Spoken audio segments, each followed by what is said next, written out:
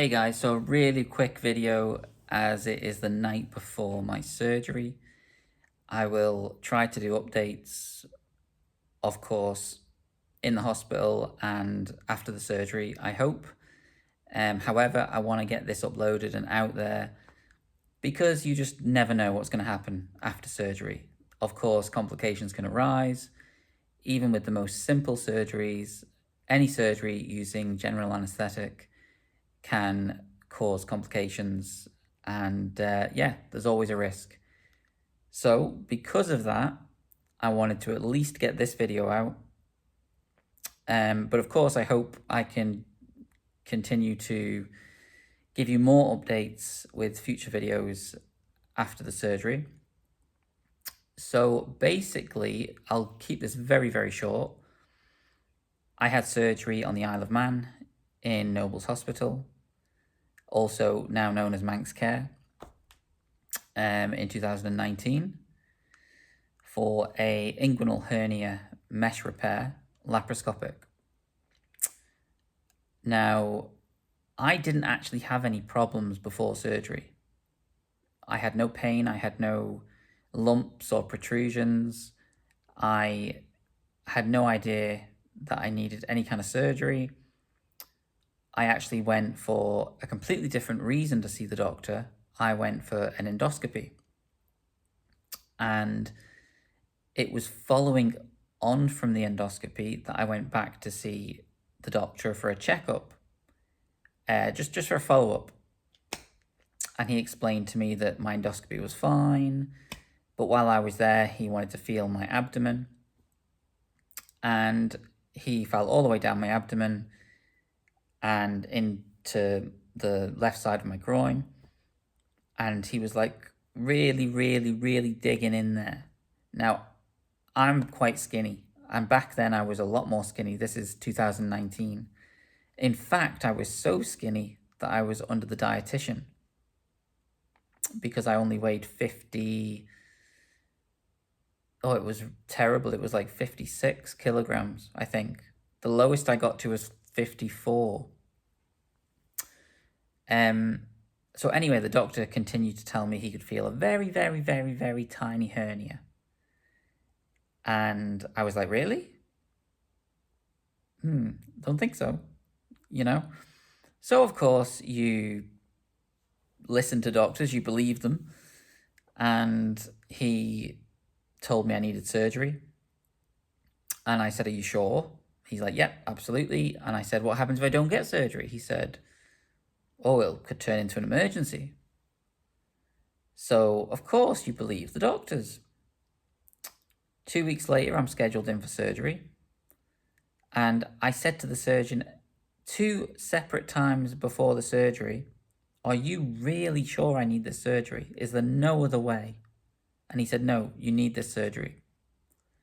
So he scheduled me in for the surgery.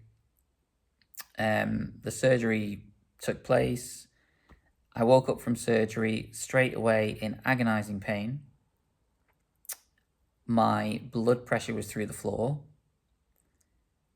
I couldn't even stand up straight. I was dizzy.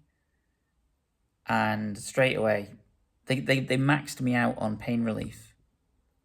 They were giving me, I don't remember what they were actually giving me in my IV for pain relief. But it was strong, and they maxed me out. They actually told me I can't give you any more pain relief because you've had the maximum dose. And I was still in so much pain. So anyway, the surgeon went on to tell me that this is normal. This will, sort itself out in time. And apparently I would be recovered in, I think he said originally 2 weeks. I would be sort of back on my feet and able to do most things, but fully recovered by 6 weeks. 6 weeks came and went. I was still in agony. Couldn't even stand up straight. When I was walking, I was literally hunched over in pain.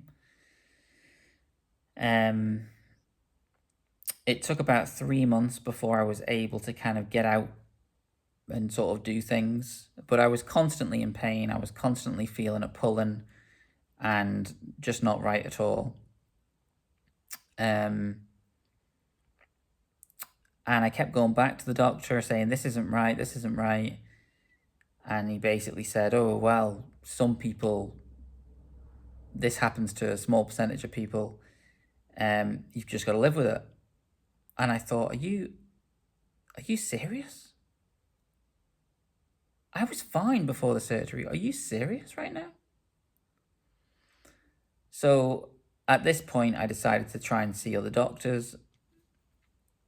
And again, I couldn't, no doctor I seen within the same hospital would do anything for me. None of them would do anything for me. They were all sort of backing up each other, as is normal on the Isle of Man, unfortunately. And that's my hometown. That's where I had the surgery. So then I started to see surgeons in different places in England. I seen 3 different surgeons in England. And most of them said, give it more time. Because let's face it, no surgeon wants to do surgery on you unnecessarily. I just wish the surgeon who did this to me thought that way. So I waited another year and went back to some of those surgeons in England. And one of them, who was actually the best one, agreed to do it.